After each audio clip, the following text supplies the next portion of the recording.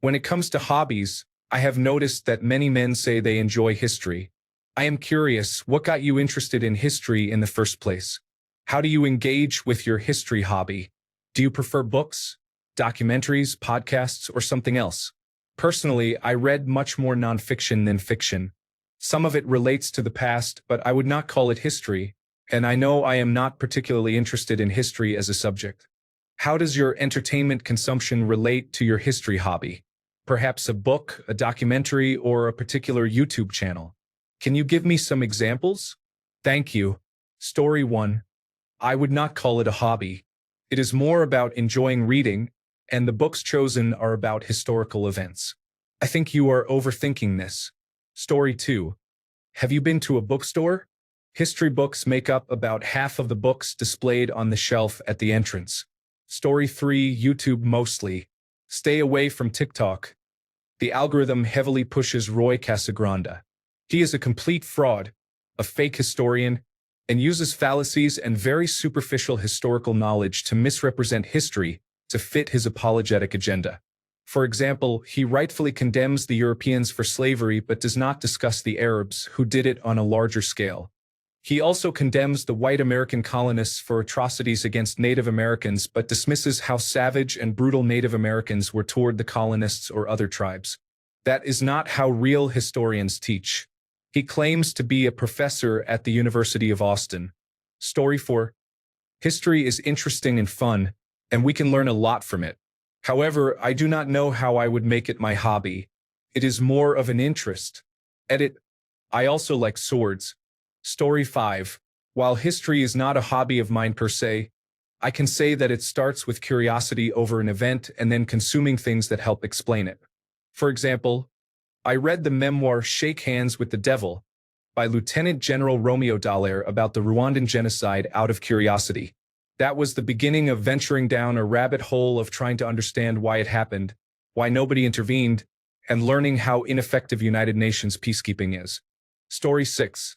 The Dan Carlin Hardcore History Podcast is incredible and has many free episodes available, along with a very extensive and affordable catalog.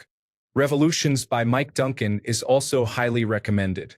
Story 7. Many words used by people are buzzwords. Ask follow-up questions and you'll get your answer. Often, it won't be from actual history books or nonfiction, but rather a History Channel episode on YouTube, an influencer somewhere, or a quote on Instagram. At most, a history book read once. So it shouldn't be considered history, but just a few videos here and there. There is much misinformation even in nonfiction, especially older sources and through influencers.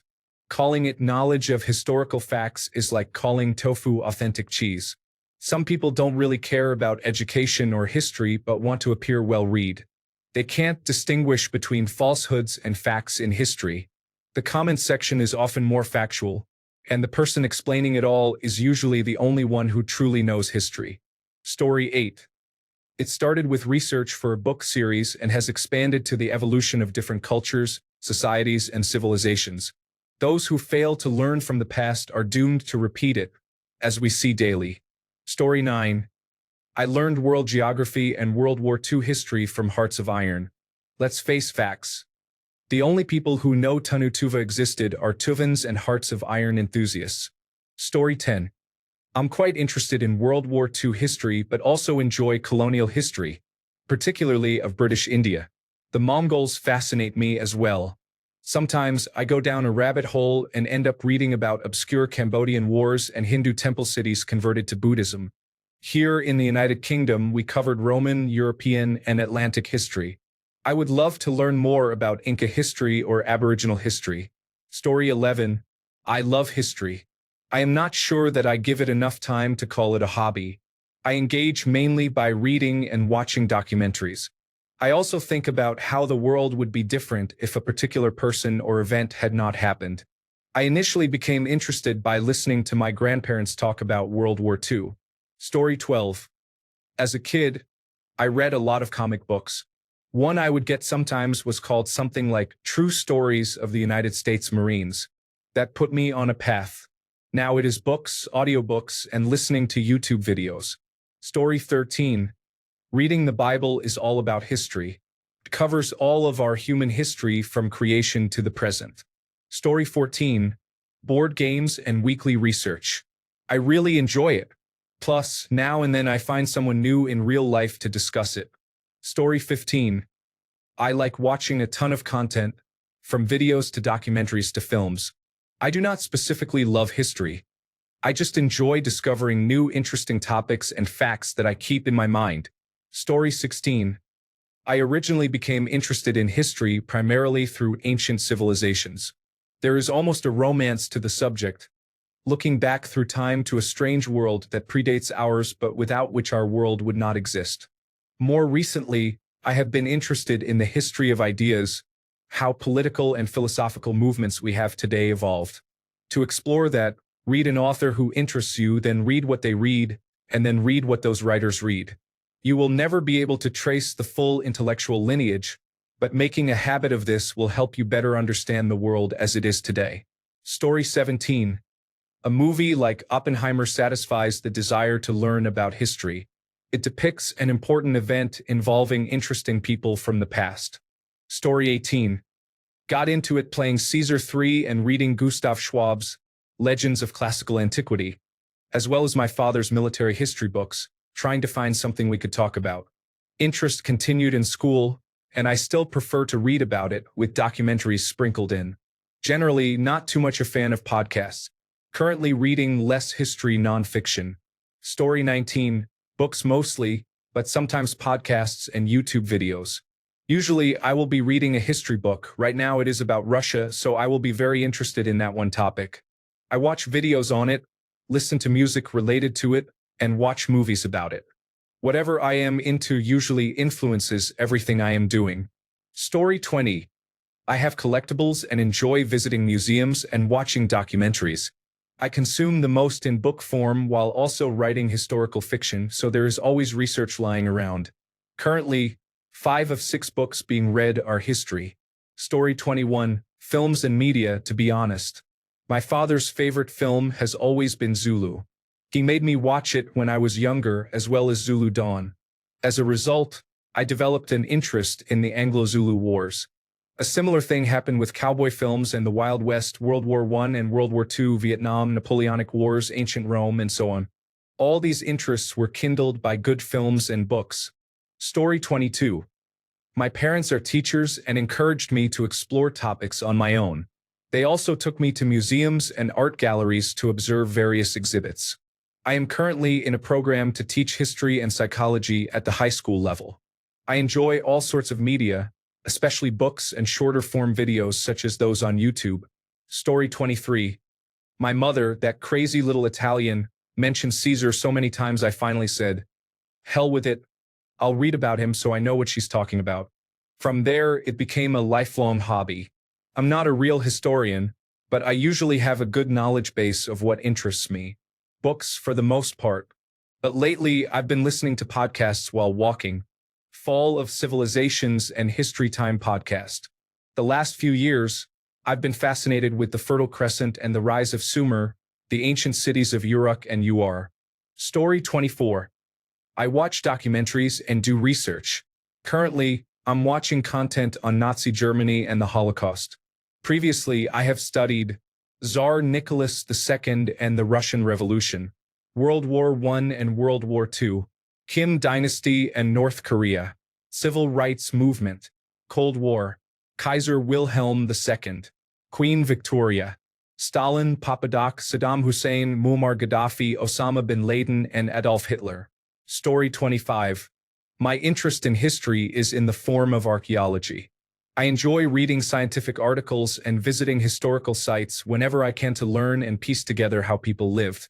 I find it interesting how all societies follow similar paths as they start, grow, rise, fall, and rebuild. Story 26. I put on medieval armor and my friends and I fight each other. It's called Buhurt and it is a lot of fun.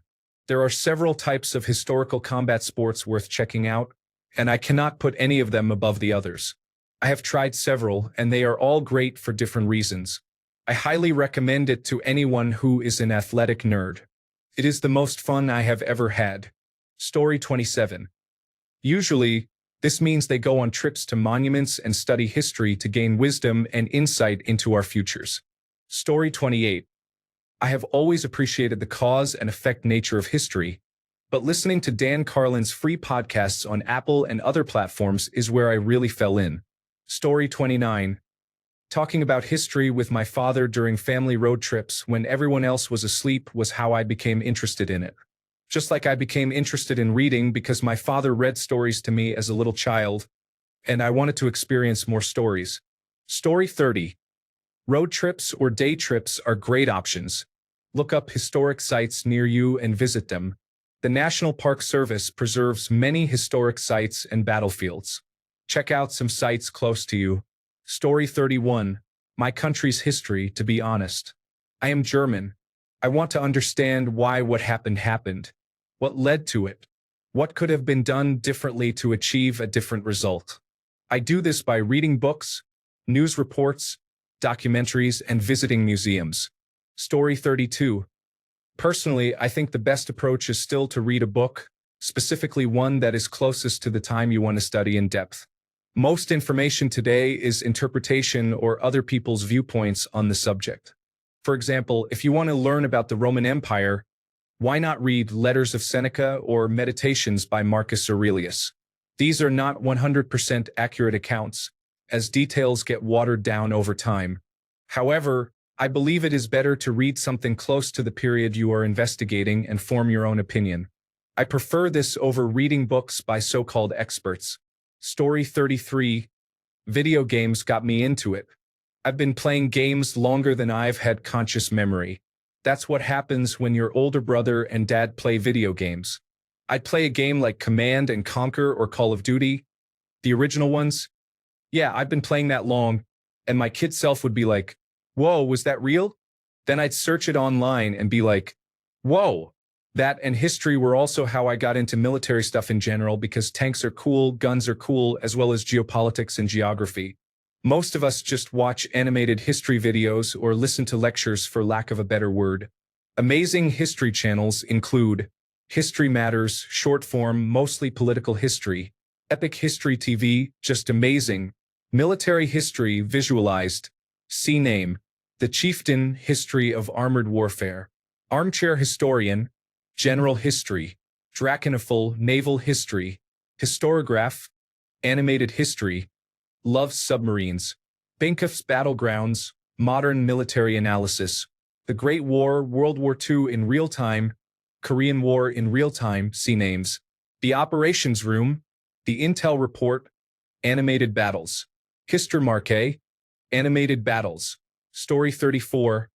I read a lot as a kid.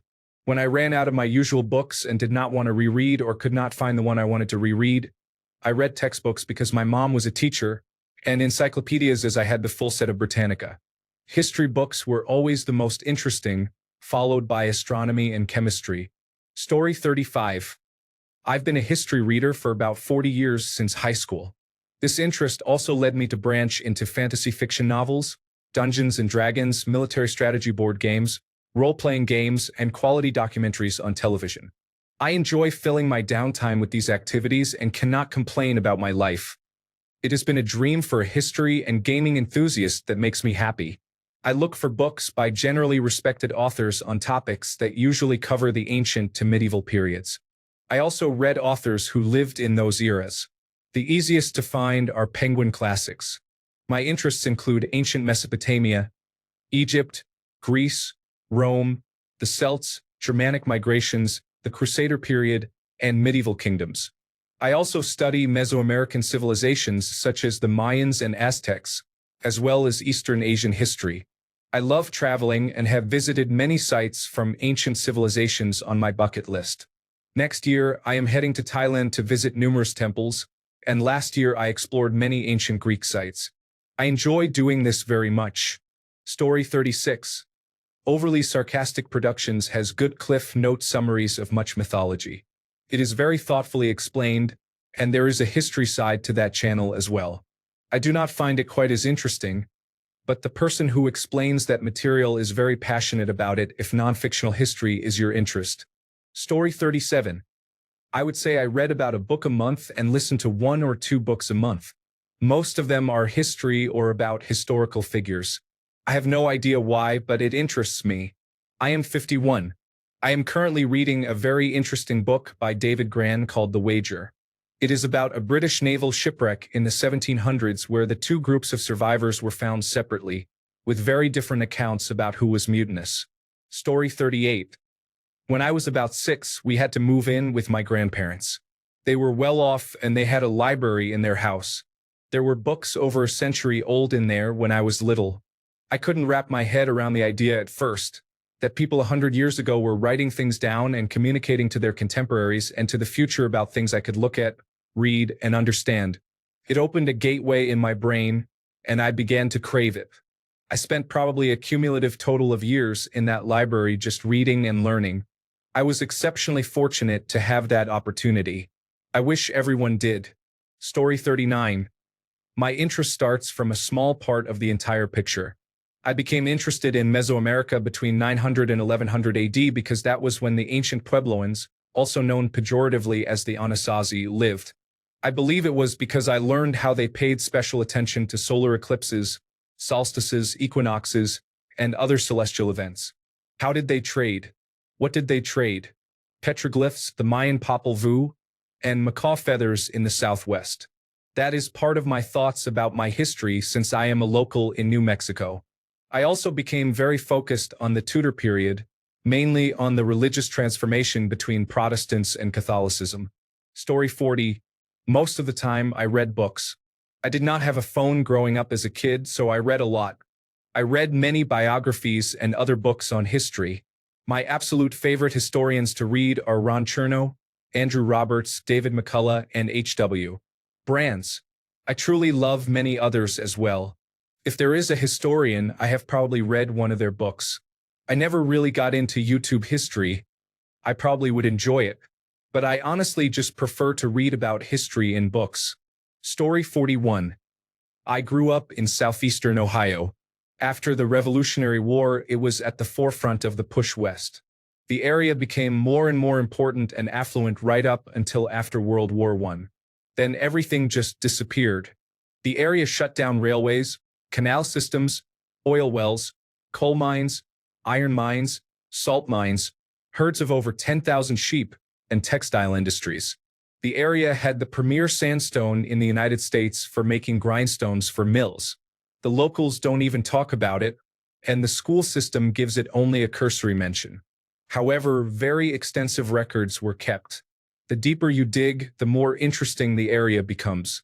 It is like a fantasy story where a village in the woods doesn't know they are the descendants of an ancient kingdom. Every time I research something, a new facet amazes me. Just for starters, the initial settlers were not uneducated immigrants looking to move west for a better life. They were highly educated war veterans who knew exactly what they were getting into. The first library in the region had works that would be considered impressive even today. I find stories about people who grew up in the area and went on to extremely impressive lives, and some raised sons and daughters with even more remarkable accomplishments. It is like looking into the biography of Abraham Lincoln, people born with almost nothing who went on to shape the nation. I have researched enough times that I have a lot of saved resources, many random facts found in odd places in 200-year-old books. Every so often, a person on Facebook or elsewhere will ask a question about a person or place from the early history of the area, and I am often the best person to find answers. With the internet, I can often answer their questions within 10 hours of research. Most recently, I did a deep dive on the foster son of the aide-de-camp for Lafayette during the war who moved into the area. I tracked him through marriage records, a family journal written by his daughter, military burial records, survey and tax records, and a 600-page book written about the area published around 1850 that you can read in online libraries. Imagine growing up in an old house, and the entire time you lived there, you only knew it as the old house. The locals never said anything. Then, decades later, you find out it was the place where some great war general, philosopher, or leader grew up. They played in the same streams, went to the same school, hiked through the same hills as you did. He is recognized at the national level, but the locals don't talk about him, and most don't even know he existed. Suddenly, the history becomes important, and you can't believe that everyone seems to have forgotten. Story 42. Are you asking for a way to get started? Think of any influential person from the past. If they did not write something themselves, you can be sure multiple people have written about them. Read those books. Story 43. I have read a lot of nonfiction but really enjoy keeping abreast of in-depth world news and political commentary. I subscribe to the New York Times. I have learned a lot about history that way and believe in the maxim that if we ignore the lessons of the past, we are doomed to repeat them. I think that learning about the past can provide crucial insight into the future. Story 44. Mainly video essays. My favorite YouTubers are DJ Peach Cobbler, Count Dankula, and Salmonella Academy. I rarely read historical books, though, too. Story 45. I tend to be curious about how and why things are the way they are, and how they used to be different. For me, books are a good way of exploring that. I tend to read science fiction and fantasy primarily, with some history on the side. Right now, I am reading Fatal Discord by Michael Massing about Martin Luther and Erasmus of Rotterdam, two theologians who shaped Christianity in very different ways for Europe and America. When I was in the United States Air Force, I went on a big kick about Iran, which was ironic since I was an Arabic linguist, not a Persian linguist. I read books like Reading Lolita in Tehran, The Ayatollah Begs to Differ, Guests of the Ayatollah, and Persepolis. I also read a large book called The Fate of Africa, about the post-colonial histories of the African nations from the end of colonialism to the 1990s. Story 46. I don't know if this is exclusive to men, but anytime I am in the mood to explore history deeply, it usually starts with a few YouTube videos and Wikipedia articles. Wikipedia is an excellent source of information. Story 47. I've loved history since I was a kid. I enjoyed visiting a ghost town more than going to Disneyland. Aside from reading history books and visiting museums, I do genealogical research. I always say genealogy animates history, and history animates genealogy. It makes it all come alive and seem relevant. Story 48. Mainly Sabaton, which I first found through some music videos people made with some of their songs for Warhammer 40,000. How I engage with it is whimsical, I guess. Comes and goes. I haven't delved deeply enough into it yet to say exactly how I prefer doing it. Story 49. What got me into history was my appreciation of learning about it in school. I saw it as a great intricate web of people, events, and choices that all connected to each other to build the present. Many current issues can be explained by simply gaining a historical perspective, and I enjoyed finding that understanding. Usually, it is documentaries and movies that send me down a rabbit hole of searching for information. Sometimes it is podcasts and books, along with occasional museum visits. Documentaries like Ken Burns' Civil War and Fear City, as well as books and stories like The Things They Carried in Henry V, all led me down rabbit holes. Story 50. I played a game when I was a kid that I borrowed from my dad. It was called Civilization 2. Reading the in-game history entries sparked my interest in finding more material outside of the game. I developed an interest from there. Most of it is reading books or articles on given periods now. There are also some video channels that I play when I am working, and many of them focus on history. Story 51. I like knowing and hearing about history, even fictional history. I don't take much content on the internet seriously, to be honest. I choose by voice. If the narrator has a pleasant voice, I listen to it to fall asleep. I also use the knowledge as inspiration for my Dungeons and Dragons and fantasy hobbies. It does not have to be real as long as I do not tell others it is or base my political opinions on it. Story 52. I like historical wargaming. I read Master and Commander, then the rest of the series. When I was a teenager, my family visited every Civil War battlefield east of the Mississippi River, and it left an impression. I also like ancient technology because it is often relevant today when dealing with small-scale agriculture. Story 53. I don't know, I have always liked the History Channel when it was good. Documentaries are the most engaging. Books can be good too. It all depends on whether you want long-term or short-term content. Story 54. I had some great history teachers in high school. What got me interested was my grandfather. He survived the Blitz in London as a boy, Story 55. History that interests me includes the 20th century conflicts and the British car industry. Both are vastly different from each other, but they are what I like. Story 56.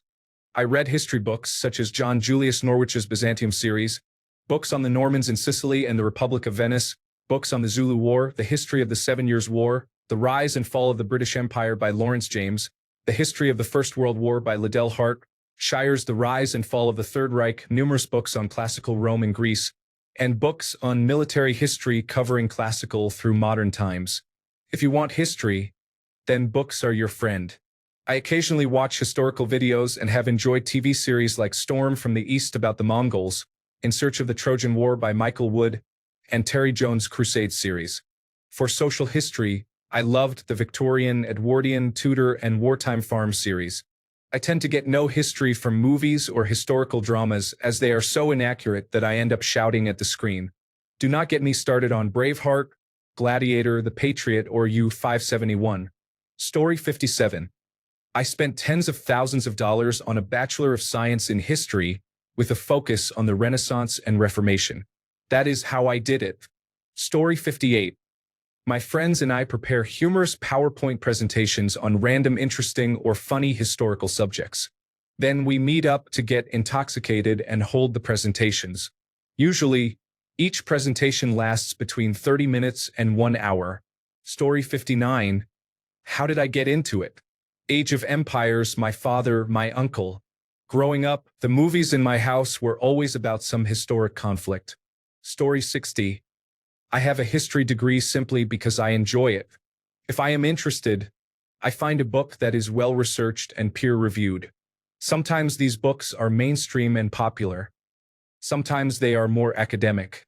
In my country, history bachelor's degrees are mainly used to develop your approach to history and analyze it, such as through historicism and historiography. You get practice by engaging in classes focused on specific historical topics, which is enjoyable because you can choose areas of history that interest you. I read the passages and follow up with the footnotes and endnotes, then conduct internet searches for broader understanding and to find additional books to read. This degree has been beneficial in my work as an administrator. It helps me analyze and create a bigger picture of a problem. Through this degree, I have found that humans are very striking creatures and often repeat poor decisions and actions, although there are always surprises and usually progress. Story 61. I really didn't care for history until John Green did an excellent crash course in world history. The algorithm noticed I enjoyed that, so YouTube kept sending me great content and now I'm a nerd. The downside is that there are huge time gaps between periods and countries where nothing apparently happened since nobody is making videos about it, like Roman society before the Punic Wars. Story 62. I read books by historians, some of which are a lot drier and harder to read than others. I listen to podcasts, some of which are probably better researched than others. Recently, I have watched lectures from historians that have been recorded and posted online. My favorites are from Professor Ronald Hutton on the subject of paganism. I occasionally watch documentaries, though the streaming services I have access to do not always have the most up-to-date content. There is also historical fiction, which becomes much richer and more interesting if you know about the history it is set in. This includes older fiction that was set in the present day when it was created. Story 63. The Hardcore History podcast sparked an interest that led me to another incredible podcast called Empire.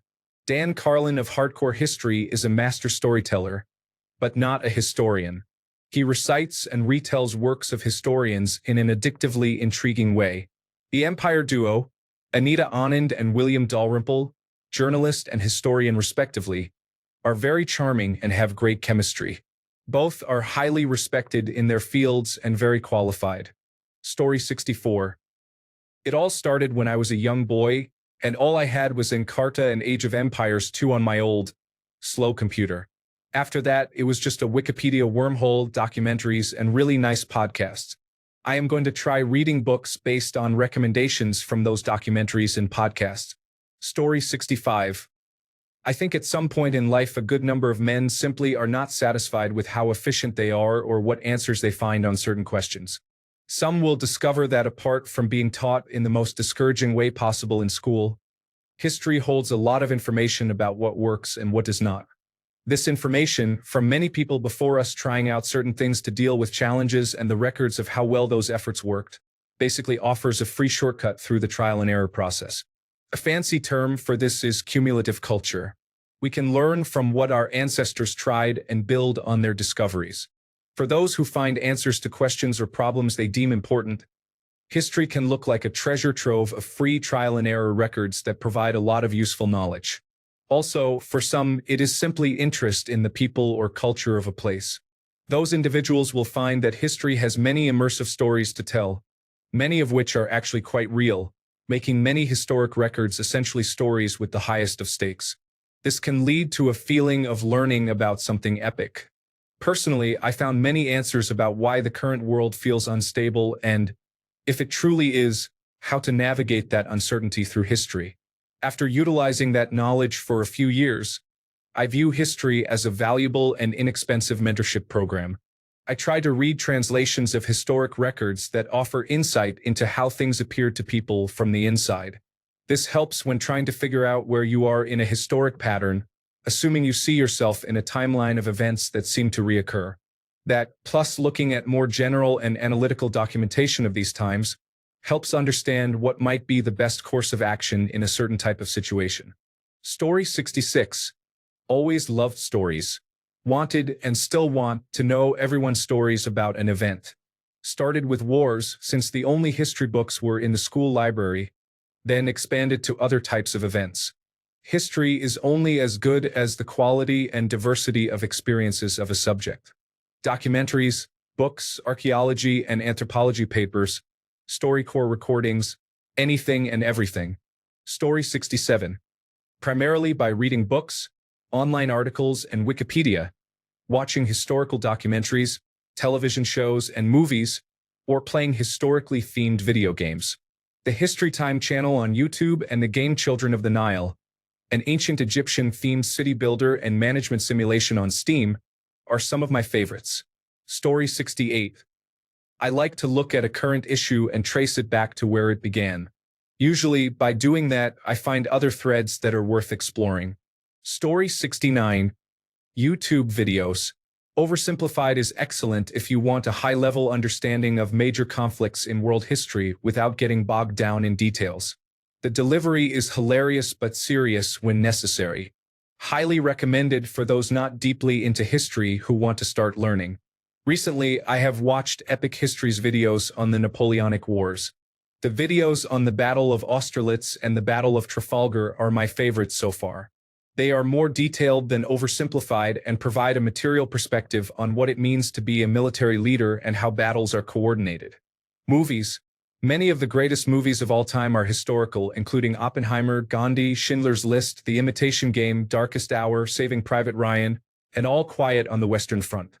Movies are effective for learning history because they focus on storytelling rather than memorizing dates, making them easier for beginners to enjoy. Video games. Games like Assassin's Creed, Civilization, Red Dead Redemption, and Battlefield 1 deserve mention. Like movies, they prioritize an engaging experience over direct teaching but effectively convey historical information by placing you in a historical setting. If you enjoy shooters and want to explore history, Battlefield 1 is a must-play. For tactical gameplay, Civilization is recommended. If you prefer exploring historical settings at your own pace, Assassin's Creed is ideal, with Assassin's Creed Unity being visually spectacular. Story 70. I read a book about Brunelleschi's Dome. Then I read a book about the Medici family. Next, I started reading a fourth book about the same city during the same time and realized that the name kept appearing. Soon, I was on book number 10 about Florence because I found it all interesting. Fast forward to living in Florence for 3 months. In between, I read books about different regions of the world and realized how much everything is interconnected. You don't hunt for similar things when you are interested in history until you learn how intertwined it all is. Find someone who interests you, then read about how events led to that point and about the aftermath. It is an absolutely amazing process. I also listen to music from those regions to connect even more. If you force the effort, it is not enjoyable. So make it enjoyable. Story 71. I've always been interested in it. You can learn the histories of many cultures and civilizations that are never taught in school. I suppose movies and education sparked my interest. This is likely true for most boys. Story 72. I would not call it a hobby, just something to put on during the gym or whatever. It is documentaries about different subjects like World War II. I have learned a lot of history through it. Story 73. Podcasts, books, documentaries, and films or movies, which I think I might get criticism for, but they are interesting because movies allow me to immerse myself in historical events. I know they can sometimes be inaccurate, but I tend to start researching to check how historically accurate certain things are or to satisfy my curiosity. This way, I still gain a good understanding. I actually think World War II movies are almost like a precursor to the shared cinematic universes we have today. There are many movies about World War II, with people exploring different aspects. We get to see the war from various perspectives and experience it in some way. This helps people understand the scale of the conflict and its impact on the world. Story 74. I grew up reading history and read about famous historical figures at 9 years old. I went deep into reading history books during high school, both in class and in the library, and earned mostly A grades in my history classes. I still watch history videos these days. I highly recommend YouTube videos such as Oversimplified and Armchair Historian. Story 75. I mostly read nonfiction books about history. I just finished 2 books on the Vikings. I used to love the History Channel 20 to 30 years ago when it had a variety of good shows on different subjects. It has been useless for well over a decade, if not longer. Story 76. I think I have watched every single archaeology documentary available. I grew up with Indiana Jones, so I just like watching them dig things up and find artifacts that were built thousands of years ago. Story 77. I would say it really starts with learning interesting facts about history and wanting to know more from there. It also requires rethinking how you view things. You cannot judge a society by today's standards. For example, when looking at the current Arab nations, many allow polygamy. Western society condemns this practice, but it is important to note that it developed due to their history of having a smaller male-to-female population ratio. It was still a patriarchal society where men controlled resources and positions of power. Therefore, it made sense for them at the time to tie their families together by having multiple wives to provide for when a smaller portion of eunuch men fought their wars. Story 78. There are some good YouTube channels that tell particular events like a story. Of course, you have to be a bit skeptical of the narrator sometimes, but that is part of the fun. Story 79. I like history because I want to understand a time I was never able to experience myself. I enjoy asking about people's life stories and seeing the continuity between what one person is doing at the same time as someone else. I have been thinking about a superpower where, at will, someone could touch an object and gain knowledge of its history. For example, a pickaxe. One would learn who created the pickaxe, who has used it, where it has been, and so on. Or someone could touch a building and see the people who have lived there, those who have died there, when it was built, any additions, what it originally looked like, and how the layout and decoration have changed over time. Story 80. When I was a kid, I got introduced to Greek mythology. Then I read a lot about pirates across the world in different time eras. After that, I got into battle tactics of ancient armies through documentaries. First, it was the Greeks, Romans, Sikhs, etc. While all this was happening, I was also taking public school history classes, which got me into the Revolutionary, Civil, and Great Wars. I also looked up information on my own time in the library. Then I got old enough to challenge what we were being taught and had the knowledge to question it. I started finding things that they don't teach you that completely disrupt the classroom. Fast forward to my early adulthood, I took a specific liking to weapon designs across the ages. Then I came to the conclusion that I wasted my life. Story 81. It was the only subject I studied in school that interested me. I like to know what happened.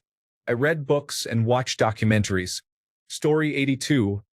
Watch content such as Baz Battles or Kings and Generals on YouTube. Read historical nonfiction books. Explore a variety of articles on Wikipedia.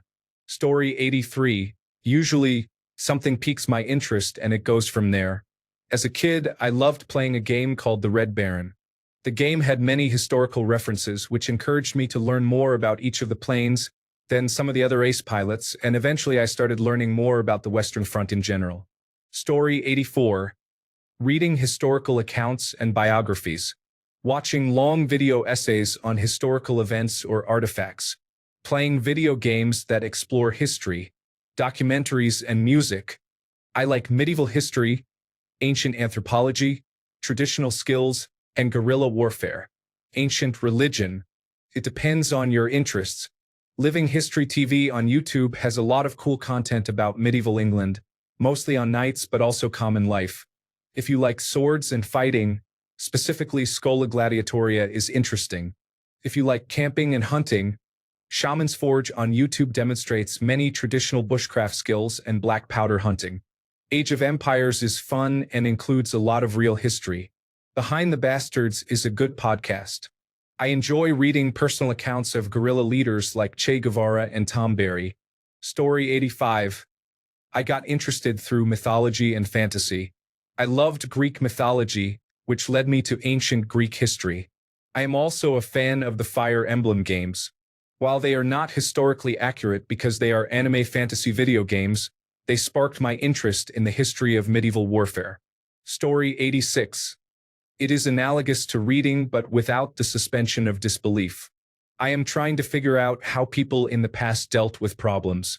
My assumptions are that 1, people from the past are not as dumb as we think they are, and 2, they have all the problems we deal with now without any distractions. Story 87. Started with public broadcasting service. Back in the 1990s, the quality of the content was much better as they aired solid National Geographic and other documentaries. Then, the History Channel and Discovery Channel also produced significantly better content than they have for the past 20 years. Like many boys and young men, I was interested in World War II because my grandfather served, so I grew up listening to his war stories. I used to be able to name most production World War II planes by sight. These days, I have been digging deeper into the Civil War and World War I. Usually, this is through books since the internet is unreliable and biased, as are the documentaries currently produced. Next, I would love to explore the British Empire, especially the colonization of India and the Boer Wars. Story 88. For me, reading a lot as well as watching documentaries and visiting museums. I am quite fond of almost any museum. Favorites so far include Udvarhazy Center and the Amsterdam Resistance Museum. Thanks a bunch for sticking around till the end of the video. Remember to subscribe, and until next time, stay awesome and goodbye.